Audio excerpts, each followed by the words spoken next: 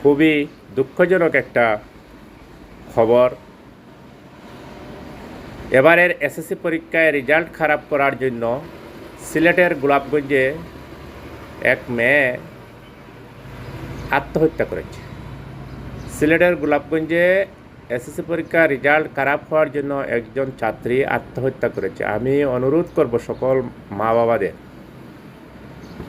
Result খারাপ কোনো বিষয় নয়। দেখেন, সামান্য একটা পেপার, রেজাল্ট সামান্য একটা পেপার, কিন্তু আপনার মেয়েটার জীবনটা শেষ, একবার ধ্বংস। কেন?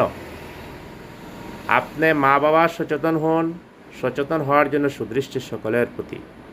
আপনারা আপনাদের ছেলেকে, মেয়েকে, সকল ছাত্রছাত্রীকে, সকল অভিভাবকবৃন্দ সুন্দর পরামর্শ দিন। সে রেজাল্ট খারাপ করুক আর নাই করুক, কিন্তু আপনার ছেলেকে আপনি গাইডলাইন দিয়ে রাখতে হবে, আপনার দায়িত্ব।